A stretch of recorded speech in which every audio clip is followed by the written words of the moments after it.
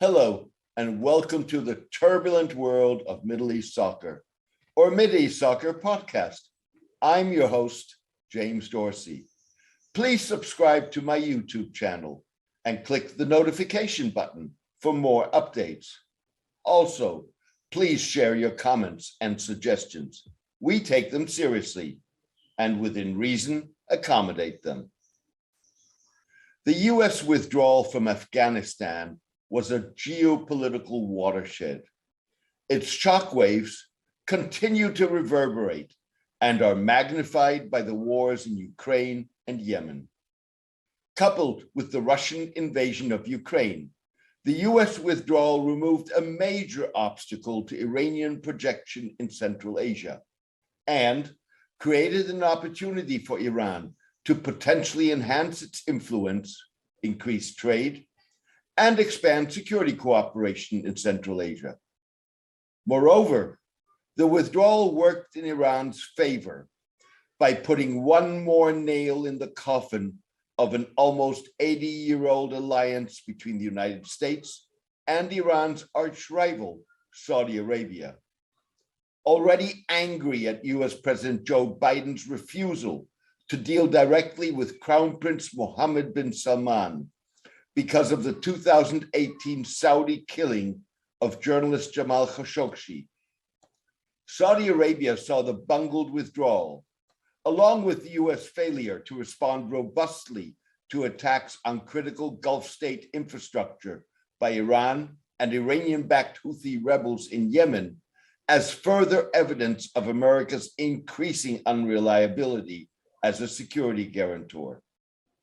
Last month's revival of security talks between Iran and Saudi Arabia highlighted the arc that links the Ukrainian and Yemeni wars with the withdrawal. Iran supports the Houthi rebels in Yemen. Saudi Arabia is groping for an exit from an 8-year-long war in Yemen that has cost it significant reputational damage and raised questions about its military capabilities. The talks with Iran broke off shortly after the US withdrawal. However, they were revived as Russia struggled to achieve some semblance of victory in Ukraine. The timing highlighted that Iran's options might be less curtailed by the Afghanistan, Ukraine, and Yemen wars than those of other regional players. Ukraine has taken Russia out of the equation as a possible guarantor of security, or an alternative to the United States as an arms supplier for Saudi Arabia and other Gulf states. That leaves Saudi Arabia worried about its ability to protect itself, despite increased military prowess and an armory filled with some of the world's most sophisticated weaponry, with no good options. The kingdom may be looking at China, but is likely to discover that it is looking at a power that still lacks the capability and the will to replace the United States, and would likely extract a higher price for offering to guarantee regional security. Few would argue that the scenes of tens of thousands at Kabul airport trying to flee Afghanistan as American troops withdrew inspired confidence in US protection. The ability of the United States and Europe to bolster Ukrainian resistance will likely have mitigated to some degree the impact of the dramatic pictures from Kabul.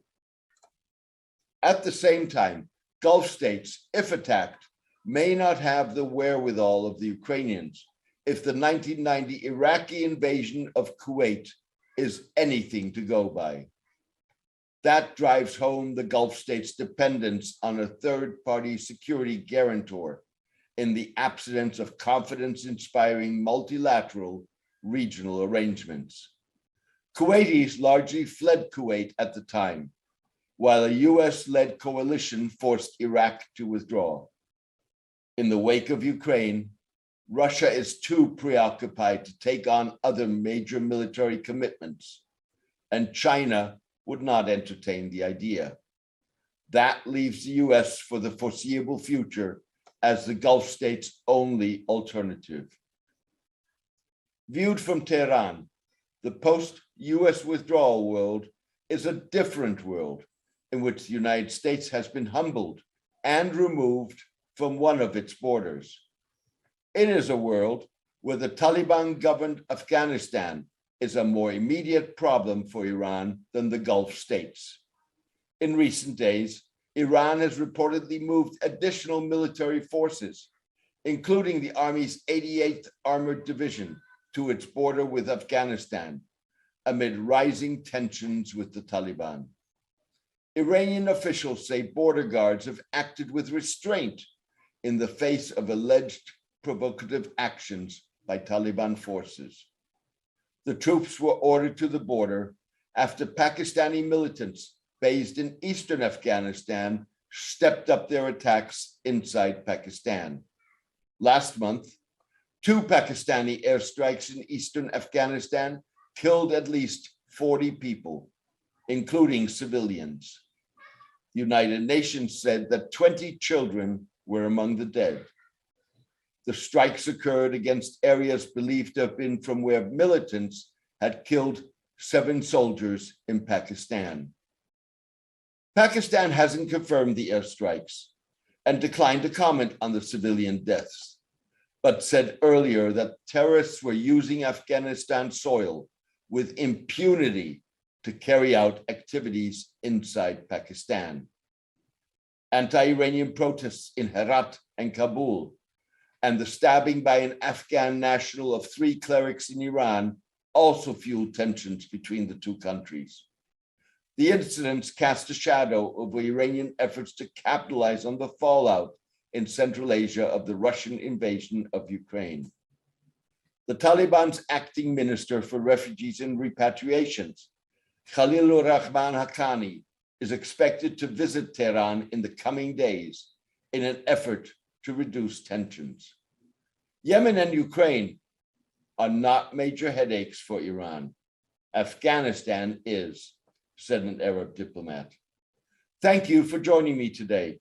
I hope you enjoyed the podcast. A written version of this podcast is on my blog, The Turbulent World of Middle East Soccer, at www.jamesmdorsey.net. Please join me for my next podcast in the coming days. All the best and take care.